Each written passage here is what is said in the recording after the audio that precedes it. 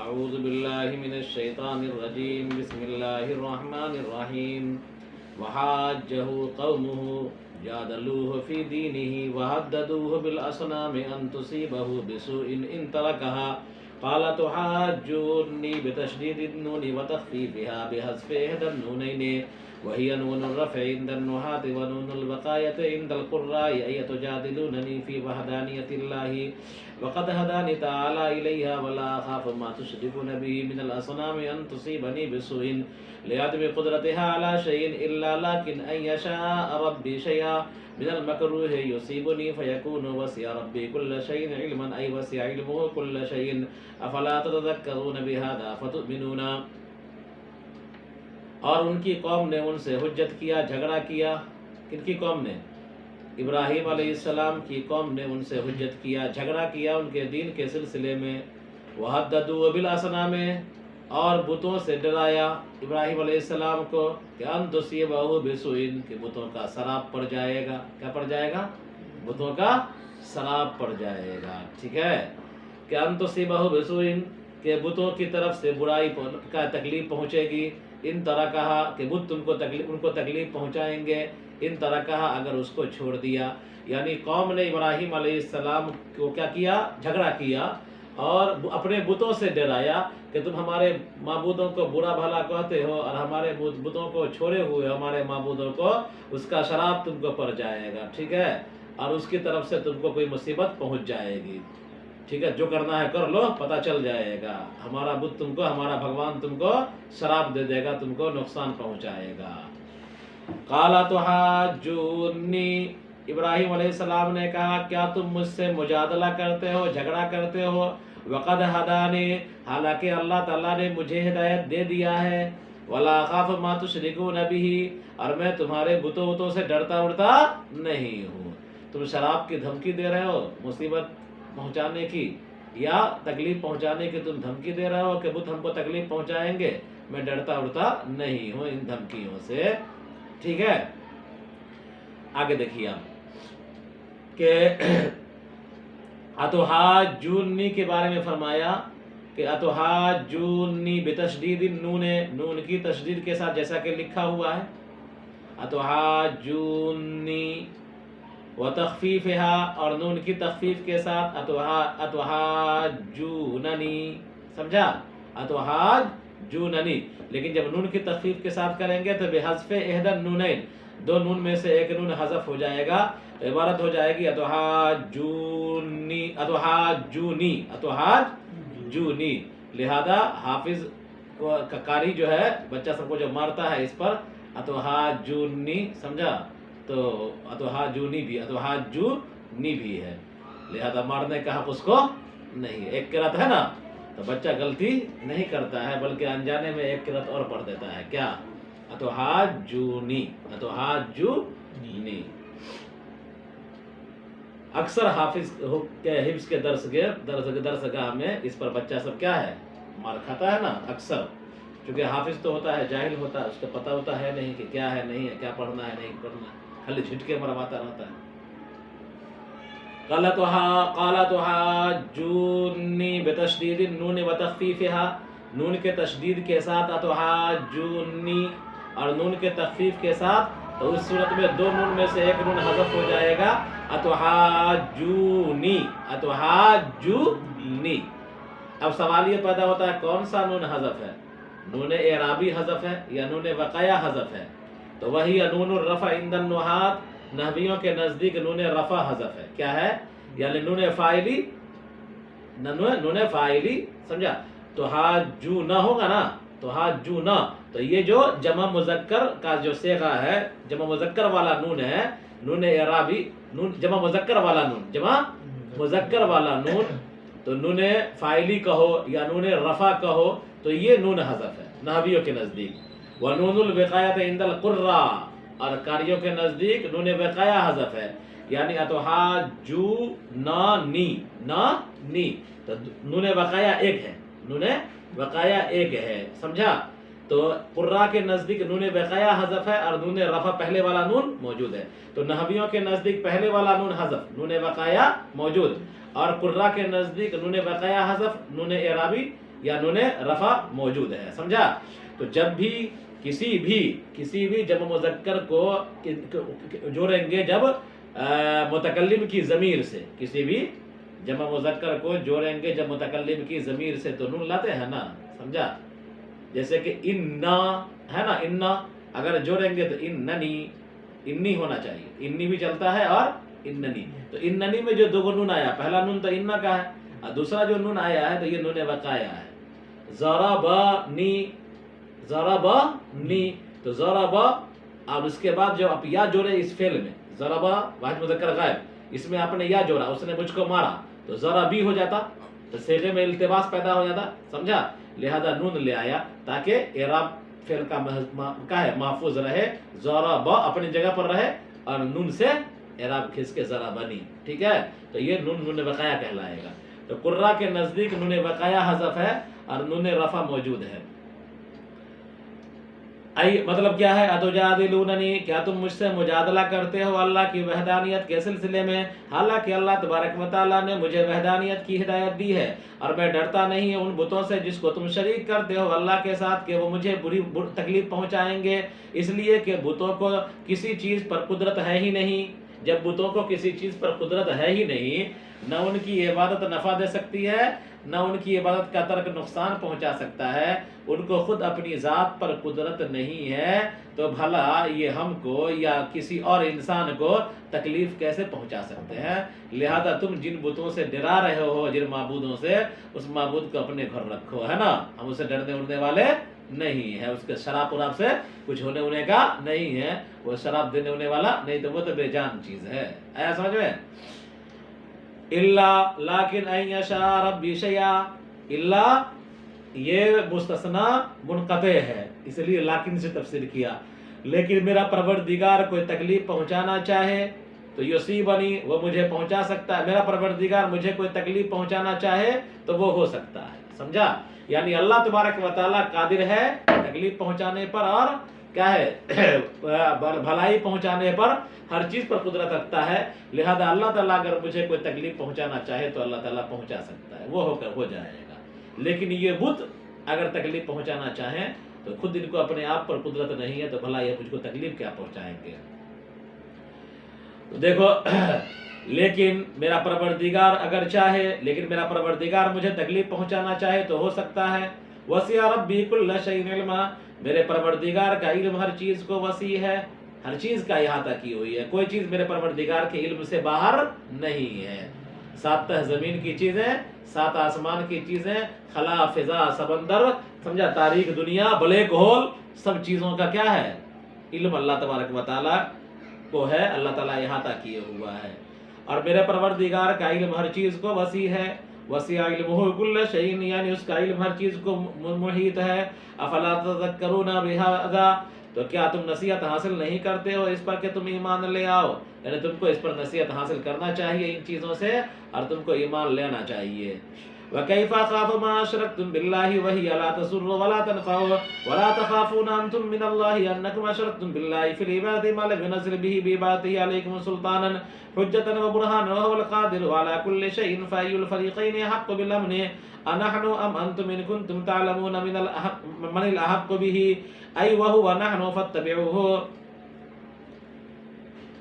اور کیسے میں ڈروں گا اس سے جس کو تم اللہ کے ساتھ شریک ٹھہراتے ہو، حالانکہ وہ نہ نقصان پہنچاتا ہے نہ نفع، اور تم نہیں ڈرتے ہو اللہ تعالیٰ سے کہ تم نے اس کے اللہ کے ساتھ عبادت میں شریک ٹھہرایا ہے اس چیز کو جس کی عبادت پر اس نے تمہارے لیے کوئی دلیل نہ اتاری، نہ کوئی حجت اتاری، نہ کوئی دلیل اتاری، اور وہ ہر چیز پر قادر ہے۔ یعنی ہونا تو یہ چاہیے کہ تم کو پروردگار سے ڈرنا چاہیے کہ تم پروردگار کی ذات و صفات میں شریک ٹھہراتے ہو مخلوقات کو، اور اس شرکت کی کوئی دلیل اللہ تعالیٰ نے کبھی نہیں اتاری، اور اس شرکت کا کبھی اللہ تعالیٰ نے حکم نہیں دیا، تو ایسا ظلم کر رہے ہو، اللہ پر سب سے بڑا بہتان باندھتے ہو، اللہ پر جھوٹ کرتے ہو، اور اللہ قادر مطلق ہے، چھوٹی چونٹی سے لے کر کے جبریل امین تک کا علم رکھتا ہے تفصیلی، سمجھا، کوئی چیز اللہ کے احاطہ علم سے باہر نہیں ہے۔ تو جو اللہ قادر مطلق ہے، جس اللہ کا علم ہر چیز کو وسیع ہے، تمہارے ہر سکنات و حرکات کو جانتا ہے، تمہارے سوچ سے بھی واقف ہے، تمہارے ارادے سے واقف ہے، جو اللہ ایسا قدرت والا ہے، اس کے ساتھ تم شریک ٹھہراتے ہو اللہ تبارک و تعالیٰ کو، اور تم کو کوئی خوف نہیں ہے، اور جس کے پاس کوئی قدرت نہیں ہے، جو چل نہیں سکتا، ہل نہیں سکتا، مکھی بھگا نہیں سکتا، بے جان چیز ہے، اس سے مجھ کو ڈراتے ہو؟ تم کو ڈرنا چاہیے پروردگار سے کہ تم اللہ کی ذات میں شریک نہیں کرتے، ہے نا، اللہ کی صفات میں بتوں کو شریک نہیں ٹھہراتے، اس لیے کہ اللہ تو قادر مطلق ہے، اور یہ بت تو کچھ قدرت نہیں رکھتے، تو الٹے چور کوتوال کو ڈانٹے کہ تم مجھے ڈراتے ہو بتوں سے۔ تم کو اللہ سے ڈرنا چاہیے، اللہ تعالیٰ کی قدرت سے ڈرنا چاہیے، کہیں ایسا نہ ہو کہ تم عذاب میں گرفتار ہو جاؤ، ہے نا، اور لہذا تم کو بت پرستی سے باز آ جانا چاہیے۔ لیکن میرا پروردگار مجھے تکلیف پہنچانا چاہے تو ہو سکتا ہے، میرے پروردگار کا علم ہر چیز کو وسیع ہے، کیا تم نصیحت حاصل نہیں کرتے اس سے کہ تم ایمان لے آؤ؟ اور میں کیسے ڈروں گا اس سے جس کو تم شریک ٹھہراتے ہو اللہ کے ساتھ، حالانکہ وہ شریک تمہارے نہ نقصان پہنچا سکتے ہیں نہ نفع، اور تم نہیں ڈرتے ہو اللہ تعالیٰ سے کہ تم شریک کرتے ہو اللہ کے ساتھ عبادت میں اس چیز کو جس کی اس نے کوئی دلیل نہ اتاری تم پر، یعنی کوئی حجت نہ اتاری، کوئی دلیل نہ اتاری، اور اللہ تعالیٰ ہی قادر مطلق ہے ہر چیز پر۔ فَأَيُّ الْفَرِيقَيْنِ أَحَقُّ بِالْأَمْنِ أَمْ نَحْنُ آمَنْتُمْ إِن كُنتُمْ تَعْلَمُونَ، تو دو فریقوں میں سے کون سا فریق امن کا زیادہ حقدار ہے؟ کیا ہم یا تم؟ اگر تم جانتے ہو، یعنی اگر تم کو کچھ علم ہے، کچھ گیان ہے، کچھ سوچ اور سمجھ ہے تو بتاؤ۔ جو قادر مطلق پر بھروسہ رکھتا ہے، جو قادر مطلق کی عبادت کرتا ہے، جو اپنے خالق و مالک کی عبادت کرتا ہے، سمجھا، تو وہ بھلا وہ امن میں رہے گا، اللہ تبارک و تعالیٰ کے عذاب سے محفوظ رہے گا، یا وہ جو ایسی چیز کی عبادت کرتا ہے جس کو کوئی قدرت نہیں ہے، جس کو اپنے ذات پر قدرت نہیں ہے، جو نقل و حرکت نہیں کر سکتا، ہل نہیں سکتا، سمجھا، ایک جگہ جمع ہوا ہے، جماعت ہے، سمجھا، نہ کوئی بڑھوتری ہے نہ کچھ ہے یہ بت، تو بھلا کیا ہے، ہم امن میں ہوں گے یا تم امن میں ہوگے؟ ظاہر سی بات ہے کہ جو اللہ کی طاقت پر بھروسہ رکھتا ہے، اللہ کی قدرت پر بھروسہ رکھتا ہے، اللہ کو ایک مانتا ہے اور نیکی کے ساتھ زندگی گزارتا ہے، وہی دنیا کے اندر بھی امن میں رہے گا، اور آخرت کے اندر بھی اللہ کے عذاب سے کیا رہے گا؟ وہ محفوظ رہے گا، امن میں رہے گا۔ جہاں تک تمہارا معاملہ ہے تو تم اللہ کو مانتے نہیں ہو، سمجھا، تم بتوں کی پوجا کرتے ہو، بتوں کو اپنا بھگوان سمجھتے ہو، تو نہ بت امن میں ہوں گے اور نہ تم امن میں ہوگے، بلکہ آنکھ بند کرتے ہی عذاب شروع ہو جائے گا۔ ابھی دنیا میں پتہ نہیں چل رہا ہے، لیکن آنکھ بند ہوتے ہی کیا ہو جائے گا؟ برزخ کا معاملہ شروع ہو جائے گا اور عذاب جھیلنے لگو گے۔ تو فرمایا، اور میں کیسے ڈروں اس سے، اور میں کہ فَأَيُّ الْفَرِيقَيْنِ أَحَقُّ بِالْأَمْنِ، تو دو فریقوں میں سے کون زیادہ امن کا مستحق ہے؟ کیا ہم یا تم؟ اگر تم جانتے ہو کہ کون مستحق ہے، ای وَهُوَ نَحْنُ، یعنی وہ ہم ہی ہیں، یعنی استحقاق کیا ہے؟ امن کا استحقاق یہ میرا ہی ہے، فَاتَّبِعُوهُ، لہذا تم اسی کی اتباع کرو، یعنی امن والے راستے کی اتباع کرو۔ قال تعالی، اللہ تعالیٰ فرماتا ہے، الذین آمنوا ولم یلبسوا یخلطوا ایمانہم بظلم ای شرک کما فسر بذلک فی حدیث الصحیحین اولئک لهم الامن من العذاب وهم مہتدون۔ کون امن میں ہے؟ اللہ تعالیٰ خود وضاحت کر رہا ہے کون لوگ امن میں ہوں گے، سمجھا، اوپر آیا ہے نا کہ تم کو پتہ چل جاتا ہے کون امن میں ہے، تو اس کی وضاحت خود اللہ تعالیٰ کر رہا ہے کہ جو لوگ ایمان لائے اور اپنے ایمان میں ظلم کو کی آمیزش نہ کی، اور اپنے ایمان کو خلط ملط نہ کیا ظلم کے ساتھ، یعنی شرک کے ساتھ، کما فسر بذالک، جیسا کہ اس کی تفسیر کیا ہے صحیحین کی حدیث میں، کما فسر بذالک، جیسا کہ اس کی تفسیر کی گئی ہے حدیث کی صحیحین کی حدیث میں، تو صحیحین کی حدیث میں یہ بتلایا گیا ہے، سمجھا، کہ جس کا خلاصہ یہی ہے کہ لم یلبسو سے مراد کیا ہے؟ لم یلبسو سے مراد ایمان میں خالص رہنا اور ایمان کے ساتھ کسی چیز کو شریک نہیں کرنا، ہے نا، کسی چیز کو اللہ تبارک و تعالیٰ پر ایمان لانے میں کسی چیز کو شامل نہیں کرنا، بلکہ اللہ پر اٹوٹ ایمان رکھنا، ٹھیک ہے، ذات و صفات میں کے اعتبار سے کسی کو کچھ شریک نہیں کرنا۔ تو الذین آمنوا ولم یلبسوا، جو لوگ ایمان لائے اور انہوں نے اپنے ایمان کو خلط ملط نہ کیا ظلم کے ساتھ، ظلم سے مراد یہاں پر شرک ہے، یعنی سب سے بڑا ظلم کیا ہے؟ شرک ہے، جیسا کہ اس کی تفسیر کی گئی ہے صحیحین کی حدیث میں، اولئک لهم الامن من العذاب، یہی لوگ عذاب سے امن میں ہوں گے، یہی لوگ عذاب سے امن میں ہوں گے، وہم مہتدون، اور یہی لوگ ہدایت یافتہ ہوں گے، اور یہی لوگ کیا ہے؟ ہدایت یافتہ ہوں گے۔ قرآن کے اندر کہا گیا ہے ایک دوسری جگہ ان الشرک لظلم عظیم. تو انہی سب کو پیش نظر رکھتے ہوئے عام طور پر ظلم کی تفسیر کیا کرتے ہیں؟ شرک سے کرتے ہیں. کائنات کا سب سے بڑا ظلم کیا ہے؟ اللہ کی ذات و صفات میں شریک کرنا. آگے دیکھیے وَتِلْكَ حُجَّتُنَا آتَيْنَاهَا إِبْرَاهِيمَ عَلَىٰ قَوْمِهِ نَرْفَعُ دَرَجَاتٍ مَّن نَّشَاءُ إِنَّ رَبَّكَ حَكِيمٌ فِي صُنْعِهِ عَلِيمٌ بِخَلْقِهِ. وَتِلْكَ مُبْتَدَأٌ وَيُبْدَلُ مِنْهُ حُجَّتُنَا. تلکا مبتدا ہے اور اسی سے بدل ہے حجتنا، یعنی تلکا بن جائے گا مبدل منہ اور حجتنا بن جائے گا بدل. بدل مبدل منہ سے مل کر کے اب بنے گا مبتدا، ہے نا. اب معنی دیکھیے یہ ہماری حجت الذی احتج بہا ابراہیم، جس کے ذریعے سے ابراہیم علیہ السلام اللہ کی وحدانیت پر حجت پیش کرتے ہیں. من افول الکوکب، ستارے کے ڈوبن یعنی ستارے کا ڈوبنا، وما بعدہ اور اس کا ما بعد، یعنی ابراہیم علیہ السلام نے ستارے کے ڈوبنے کے واقعہ کو ذکر کر کے، ستارے کے ڈوبنے کے عمل سے لے کر کے سورج کے ڈوبنے کے عمل تک کو سامنے رکھا قوم کے، اور پھر قوم کے ان چیزوں کو اپنا بھگوان اور اپنا خدا ماننے کے نظریے پر رد کیا کہ ستارے کی پوجا کرتے ہو، دیکھو ستارہ بھی معبود نہیں ہے. چاند کی پوجا کرتے ہو، دیکھو چاند بھی معبود نہیں ہے. سورج کی پوجا کرتے ہو، دیکھو سورج ہی معبود نہیں ہے. سمجھا؟ ابراہیم علیہ السلام نے ستارہ، چاند، سورج کے ذریعے سے، اس کے ڈوبنے کے ذریعے سے جو اللہ تعالیٰ کی وحدانیت پر دلیل پیش کی اپنی قوم کے سامنے. حجت سے مراد یہی حجت ہے. کیا ہے؟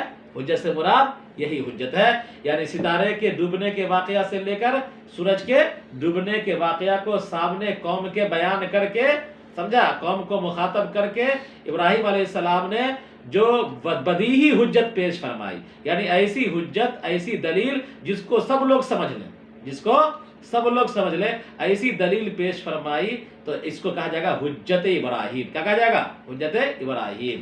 تو اب دیکھو یعنی سورج کے ڈوبنے کا واقعہ اور اس کا ما بعد.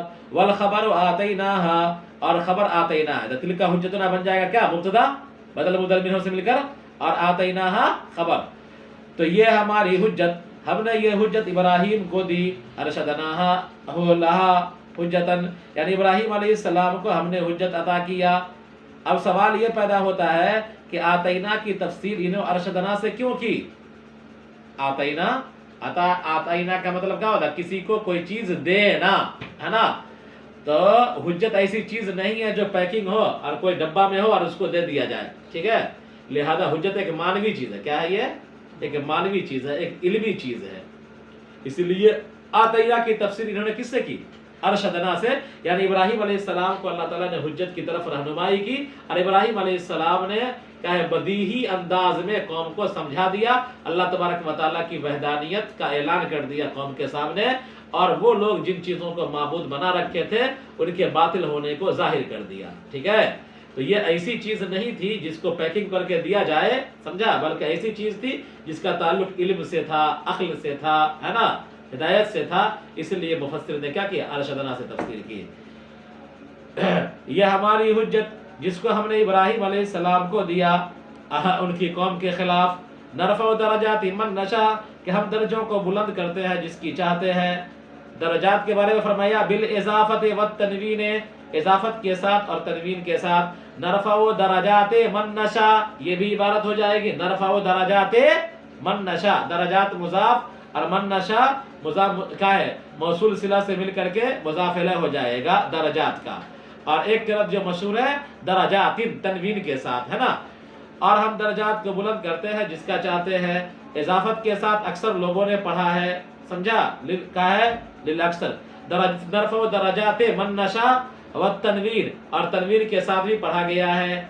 اور ہم جس کو چاہتے ہیں بلند درجے عطا کرتے ہیں. فی العلم والحکمہ، علم و حکمت میں، یعنی اللہ تبارک و تعالیٰ نے یہ جملہ فرما کر کے، بیان فرما کر کے ارشاد فرما دیا کہ ہم جس کو چاہتے ہیں علم و حکمت عطا کرتے ہیں اور علم و حکمت میں فوقیت دیتے ہیں. ابراہیم علیہ السلام کو اللہ تبارک و تعالیٰ نے علم و حکمت کے لیے قبول کیا، اور قوم پر اپنے علم و حکمت کے ذریعے سے ابراہیم علیہ السلام نے اللہ کی وحدانیت کا اظہار کر دیا اور قوم کے عقیدے کے بطلان کو ظاہر کر دیا. ان रब्बक हकीमुन, बिलाशुबा तेरा परवरदिगार हिकमत वाला है अपनी कारीगरी में और जानने वाला है बेखल्क़ी अपने मखलूक को।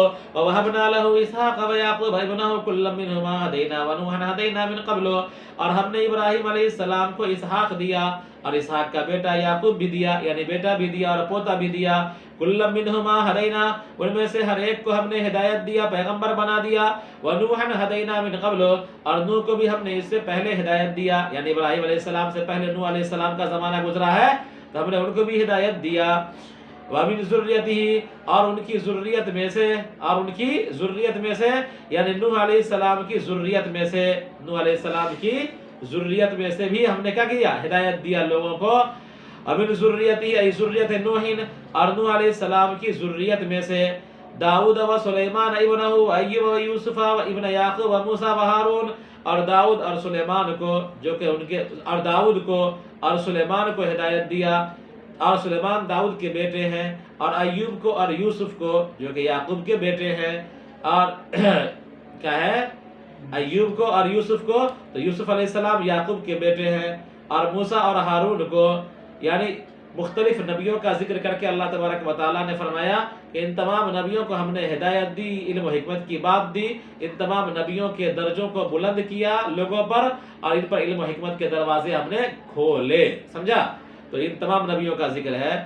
तो फरमाया कि हमने दिया इब्राहिम अलैहिस्सलाम को इसहाक और याकूब जो उनके बेटे थे, उनमें से हर एक को हमने हिदायत दिया, और नूह को दिया, और नूह को हमने हिदायत दिया इससे पहले, यानी इब्राहिम से पहले, और नूह की ज़ुर्रियत में से हमने दाऊद और सुलेमान को हिदायत दिया, और सुलेमान दाऊद के बेटे थे, और अय्यूब यूसुफ को जो कि याकूब के बेटे थे, और मूसा, अय्यूब याकूब के बेटे नहीं थे बल्कि यूसुफ इब्नो याकूब का ताल्लुक यूसुफ से है। व मूसा व हारून, और मूसा और हारून को हिदायत दिया। व कज़ालिका कमा जज़यनाहुम नजज़िल मुहसिनीन, और ऐसे जैसा कि हमने इनको बदला दिया, हम अच्छा करने वालों को बदला देते हैं। व ज़करिया व यहया इब्नहु व ईसा इब्न मरियम युफीदु अन्ना ज़ुर्रियत यतनावल औलादल बिन्ते, और ज़करिया को और यहया को जो कि उनके बेटे थे, यानी यहया ज़करिया के बेटे हैं, और ज़करिया को और उनके बेटे यहया को और ईसा इब्न मरियम को हिदायत दिया। और ईसा की निस्बत इब्ने मरियम की तरफ, ईसा के बारे में क्या कहा, ईसा के बारे में क्या कहा, ईसा इब्ने मरियम, मरियम का बेटा ईसा। तो मरियम का बेटा आमतौर पर बेटे की निस्बत बाप की तरफ होती है ना, जैसे कि इस्माइल इब्ने इब्राहिम है ना, याकूब बिन इसहाक, याकूब बिन इसहाक, यूसुफ बिन याकूब। समझा, तो बेटी की निस्बत आमतौर पर बाप की तरफ की जाती है, लेकिन ईसा अलैहिस्सलाम की निस्बत माँ की तरफ की गई है। तो ये फायदा देता है, इन्होंने नुक्ता निकाला है साहब जलालैन ने कि ईसा अलैहिस्सलाम की निस्बत माँ की तरफ, ये फायदा देता है कि इस बात का कि ज़ुर्रियत बेटियों के लड़कों को भी शामिल होती है, ज़ुर्रियत बेटी के लड़के इसको भी शामिल होती है, यानी बेटी के लड़के को भी नस्ल कहा जा सकता है। क्या कहा जाता है, नस्ल कहा जाता है। व इलियासा, और इलियास को इब्न अखी हारून, जो कि हारून के भाई के बेटे थे इलियास, और हारून अखी मूसा, जो मूसा अलैहिस्सलाम के भाई थे। तो मूसा अलैहिस्सलाम के भाई हारून, और हारून के भाई के बेटे कौन हुए, इलियास। हारून के भाई के बेटे कौन हुए, इलियास। तो इलियास अलैहिस्सलाम हारून अलैहिस्सलाम के भतीजे हुए, और हारून अलैहिस्सलाम मूसा अलैहिस्सलाम के भाई। तो हारून कई गुजरे हैं, इसलिए इन्होंने वजाहत कर दिया कि वो हारून जो मूसा अलैहिस्सलाम के भाई हैं, उस हारून के हजरत इलियास भतीजे थे। क्या थे, भतीजे थे। आया समझ में। तो मूसा अलैहिस्सलाम वाले हारून, मूसा अलैहिस्सलाम के भाई हारून के भतीजे कौन थे, हजरत इलियास। और इलियास को जो कि मूसा अलैहिस्सलाम के भाई हारून के भाई हारून और हारून के भाई के बेटे थे, यानी हारून के भतीजे थे। कुल्लुम मिनहुम मिनस सालिहीना, उनमें से हर एक नेक थे। व इस्माइल इब्न इब्राहिम, और इब्न इब्राहिम यानी इस्माइल अलैहिस्सलाम को, वल यसा, और यसा अलैहिस्सलाम को, अल्लाम ज़ाइदा, और अल्लाम जायद है। अल यसा में लाम क्या है, जायद है, एक्स्ट्रा है। समझा, क्या है, यसा में अलिफ लाम एक्स्ट्रा है, इसलिए कि अलिफ अलम पर अलिफ लाम नहीं आता है। तो यसा अलम है, यसा क्या है, अलम है। इनके बारे में फरमाया कि इब्ने उख्तूब है ना। और बाज़ लोगों ने कहा कि यूनुस इब्ने मत्ता है। क्या है, यूनुस को यसा कहा जाता है ना, यूनुस को यसा कहा जाता है। لیکن انہوں نے حاشیے میں لکھا ہے کہ ابن اختوب بھی ہے نا، ان کا نام کیا تھا؟ ابن اختوب.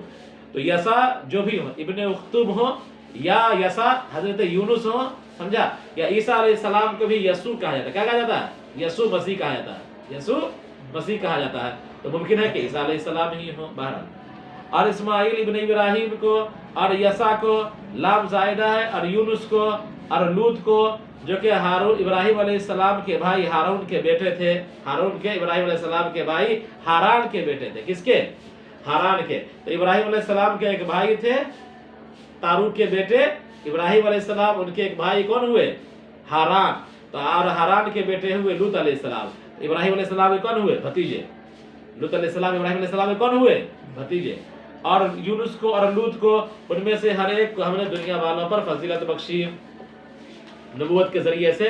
یعنی اللہ تبارک و تعالیٰ نے جتنے لوگوں کا ذکر کیا ہے، سمجھا، ان تمام کو اللہ تبارک و تعالیٰ نے ہدایت بھی دیا، علم و حکمت میں درجے کو بلند کیا، فضیلت بھی بخشی، نبوت بھی عطا کیا، اور نبوت کے ذریعے سے ان کے مقام و مرتبے کو بلند کیا. بات کہاں چل رہی ہے؟ نرفع درجات سے بات چل رہی ہے نا، کہ ہم درجے کو بلند کرتے ہیں جس کے لیے چاہتے ہیں. تو ان نبیوں کے درجے کو بلند کر دیا ہدایت دے کر کے، علم و حکمت دے کر کے. ان نبیوں کے درجے کو بلند کر دیا نبوت دے کر کے.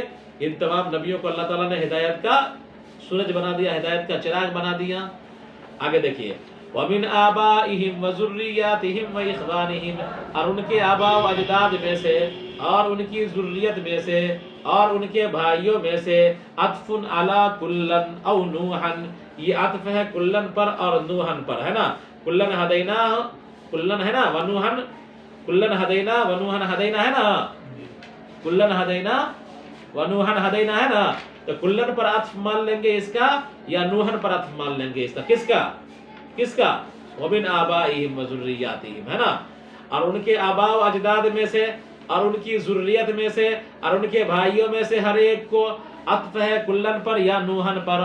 اور من تبعیض کے لیے ہوگا، یعنی من جو ہے یہاں پر بیان کے لیے نہیں بلکہ من تبعیض کے لیے ہے. یعنی ان نبیوں کے آباء و اجداد میں سے کچھ لوگوں کو ہدایت دیا، ان نبیوں کی ذریت میں سے بھی کچھ لوگوں کو ہدایت دیا.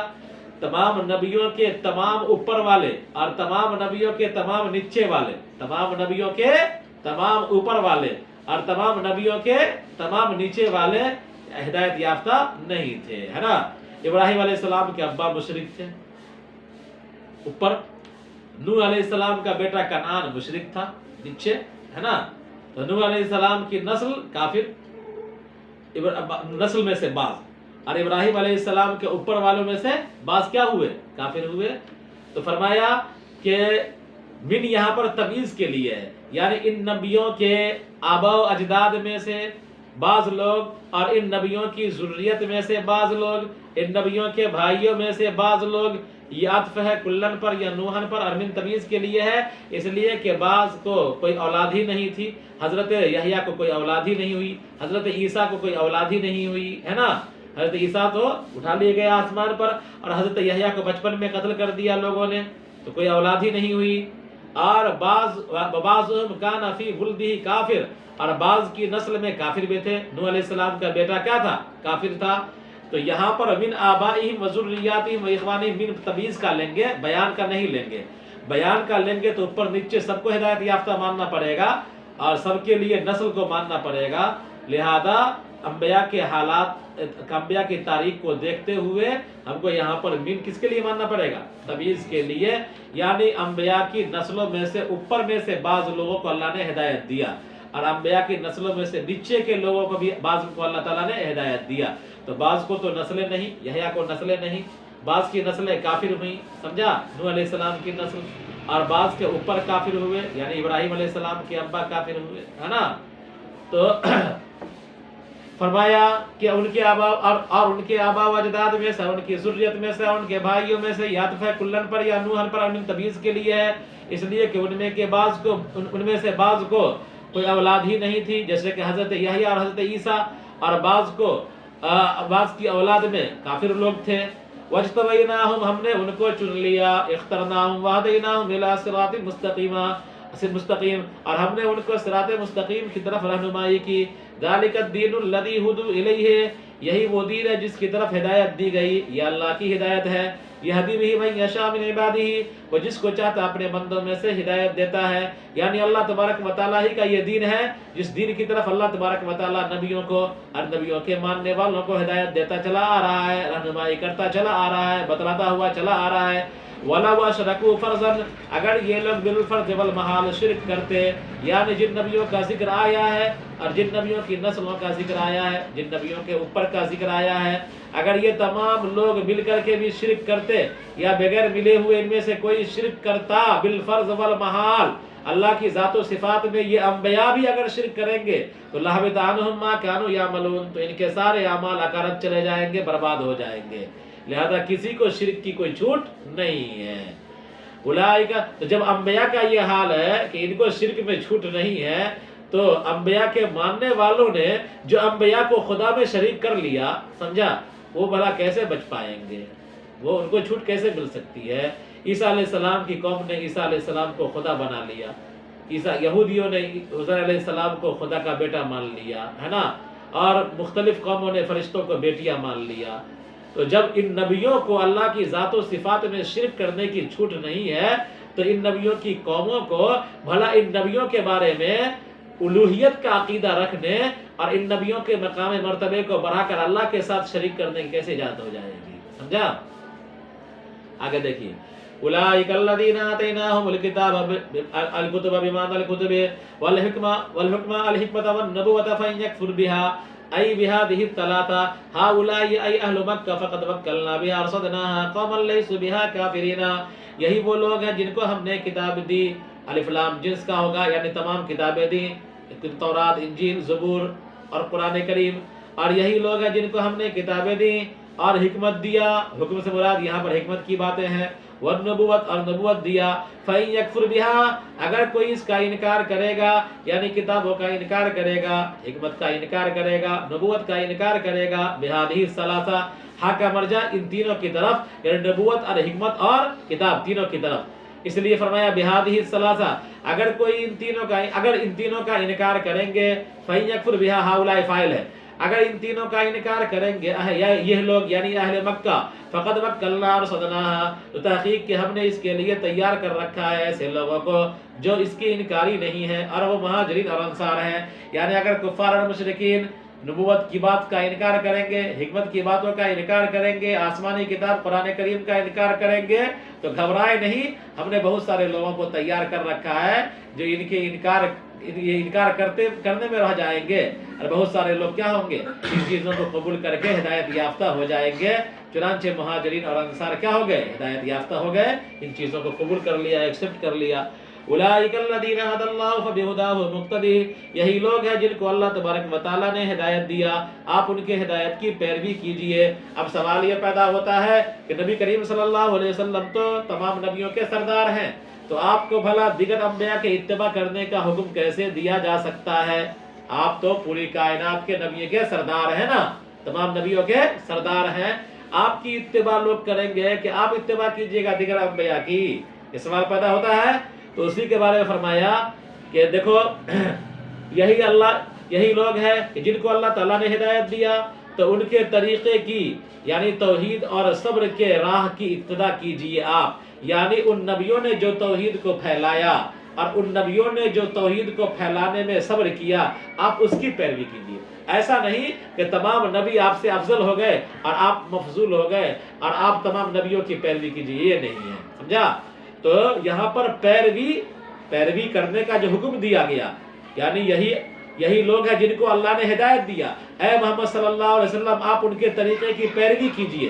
تو یہاں پر طریقے کی پیروی کرنے سے مراد ان نبیوں نے جو توحید پھیلایا، یا ان نبیوں نے جو کیا کیا، صبر کیا، مشقت اٹھایا، تو صبر کیا، مشقت اٹھایا، تو اس میں آپ پیروی کیجئے ان کی، ایسا نہیں کہ شریعت میں پیروی کیجئے، سمجھا؟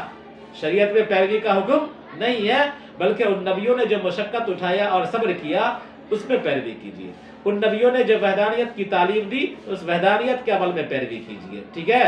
شریعت میں پیروی کا حکم نہیں ہے۔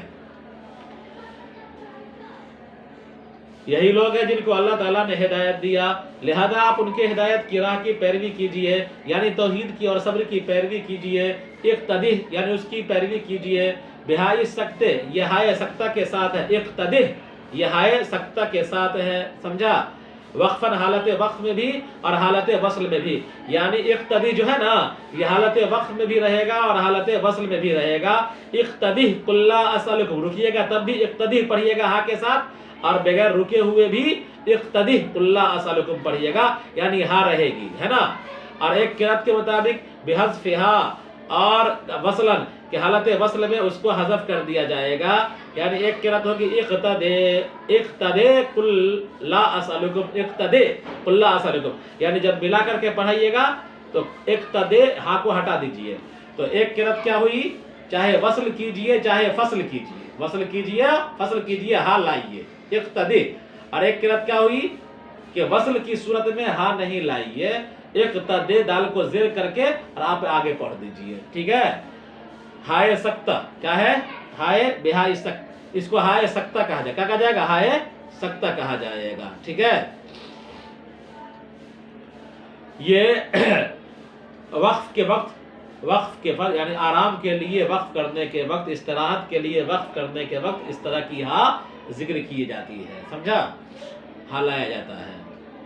قل لأہل مکہ، آپ اہل مکہ سے کہیے کہ میں تم سے اس پر قرآن پر کوئی اجرت نہیں مانگتا کہ تم مجھے دو، ان ہوا مل قرآن الا ذکری للعالمین، یقیناً یہ نہیں ہے یہ قرآن، یہ ان نافیہ ہے، قرآن نہیں ہے مگر نصیحت کا ذریعہ دنیا والوں کے لیے، یعنی انسانوں کے لیے اور جناتوں کے لیے یہ ہدایت کا ذریعہ ہے۔ اور ابراہیم علیہ السلام کی قوم نے ان سے جھگڑا کیا ان کے دین کے سلسلے میں، اور ان کو بتوں سے ڈرایا کہ ان کو بت ان کو تکلیف پہنچائیں گے اگر اس کو چھوڑ دیا تو، اگر ان بتوں کو چھوڑ دیا تو۔ اللہ تعالیٰ نے کہا، ابراہیم علیہ السلام نے کہا کیا تم مجھ سے جھگڑا کرتے ہو؟ نون کی تشدید کے ساتھ اور اس کی تخفیف کے ساتھ، دو نون میں سے ایک کو حذف کر کے، اور وہ نون رفع ہے نحویوں کے نزدیک، اور نون بقایا ہے قراء کے نزدیک۔ کیا تم مجھ سے جھگڑا کرتے ہو اللہ تعالیٰ کی وحدانیت کے سلسلے میں، حالانکہ اللہ تعالیٰ نے مجھے وحدانیت کی ہدایت دی ہے، اور میں نہیں ڈرتا ہوں ان بتوں سے جس کو تم شریک کرتے ہو اللہ کے ساتھ، کہ وہ مجھے تکلیف پہنچائیں گے، اس لیے کہ ان کو تکلیف پہنچانے پر قدرت نہیں ہے، لیکن میرا پروردگار کوئی تکلیف مجھے پہنچانا چاہے تو ہو سکتا ہے۔ میرا پروردگار کا علم ہر چیز کو وسیع ہے، یعنی اس کا علم ہر چیز کا احاطہ کیے ہوئے ہے۔ کیا تم نصیحت حاصل نہیں کرتے اس پر کہ تم ایمان لے آؤ؟ اور کیسے میں ڈروں گا اس سے جو تم شریک ٹھہراتے ہو اللہ کے ساتھ، حالانکہ وہ شریک نہ نقصان دیتے ہیں نہ نفع، اور تم نہیں ڈرتے ہو اللہ تعالیٰ سے کہ تم نے شریک کیا اللہ کے ساتھ عبادت میں اس چیز کو جس کی عبادت پر کوئی دلیل اس نے نہ اتاری تمہارے لیے، یعنی نہ کوئی حجت اتاری نہ کوئی دلیل اتاری، اور وہ قادر ہے ہر چیز پر۔ تو دونوں فریقوں میں سے کون سا فریق امن کا زیادہ حقدار ہے؟ کیا ہم یا تم؟ اگر تم جانتے ہو کہ کون اس کا مستحق ہے، یعنی وہ ہم ہی لوگ ہیں، لہذا تم اس کی اتباع کر لو۔ اللہ تعالیٰ نے فرمایا کہ جو لوگ ایمان لائے اور انہوں نے اپنے ایمان کو ظلم کے ساتھ خلط ملط نہ کیا، یعنی شرک کے ساتھ نہ ملایا، جیسا کہ اس کی تفسیر کی گئی ہے حدیث ہے ان کی صحیحین کی حدیث میں فسرہ پڑھنا، یہی لوگ ہیں ان کے لیے امن ہے عذاب سے، اور یہی لوگ ہدایت یافتہ ہے، ان کا مبتدا ہے اور اسی سے بدل حجتنا ہے۔ یہ ہماری حجت جس کے ذریعے سے ابراہیم علیہ السلام نے اللہ تعالیٰ کی وحدانیت پر دلیل پیش کی، یعنی ستارے کا ڈوبنا اور اس کا مابعد، اور خبر آتینا ہے کہ یہ ہماری حجت کہ ہم نے دیا تھا ابراہیم علیہ السلام کو، یعنی اس حجت کی رہنمائی کی تھی ابراہیم علیہ السلام کو ان کے قوم کے خلاف۔ ہم درجات کو بلند کرتے ہیں جس کا چاہتے ہیں، اضافت کے ساتھ، درجات من نشا اور تنوین کے ساتھ، علم اور حکمت میں۔